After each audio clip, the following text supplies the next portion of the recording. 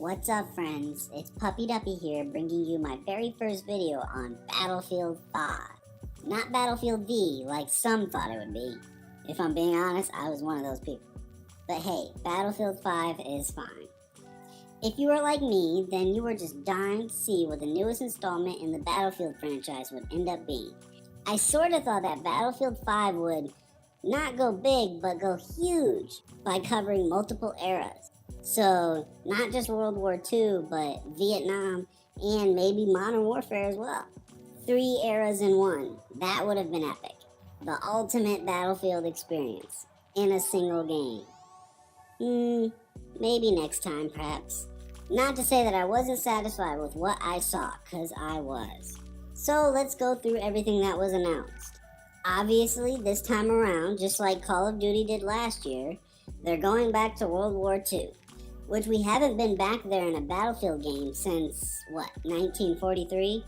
The game, not the year. So it would be nice to play a prettier, much more robust version of the older game.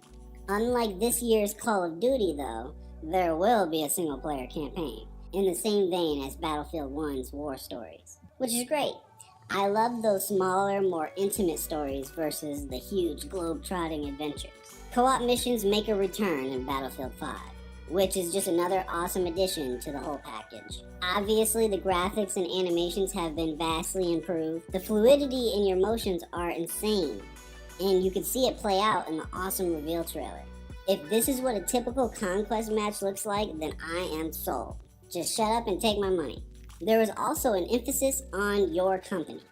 So your company is essentially your own personal loadout, which includes your custom medic, your custom support characters, as well as your customized vehicles. It's not entirely clear on what kind of role the companies will take on, so there's definitely time for DICE to make clear on some of the details still surrounding this game.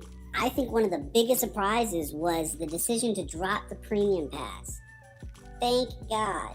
I personally never bought a Battlefield Premium Pass in the past. Ooh, try saying that 3 times fast. So the moment that new content started pouring out, I knew that the amount of people that I would be able to play with would start to decrease. Everyone agrees that it sucks when the player base gets split up like that. Not to mention the fact that we are essentially paying double the money for one game, which is ridiculous. Other game.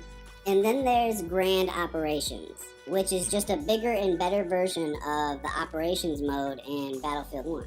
So instead of nothing but conquest matches one after another, you will be doing different modes across different maps under different conditions, which sounds insane. It seems like this year's Battlefield is shaping up to be the biggest, most visually stunning, and most destructive Battlefield to date. There were rumors that Battlefield 5 would feature some sort of Battle Royale type mode.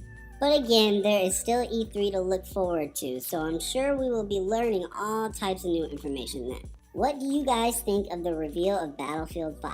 There was so much stuff that was announced that I didn't even go over, like the weight of war, which is just a fancy way of saying that your body will react more naturally depending on the context. So think about it like if you were running and an explosion goes off near you, your body will react accordingly, so you'll stumble, which is really cool. It just adds to the overall realism. Or the fact that you can now build up makeshift structures, which adds a whole new dimension to the gameplay. There was so many awesome things that was announced. I want to know what you're most excited for. And if there's anything that wasn't mentioned that you wished was announced, let me know down below, and like always, thanks for watching.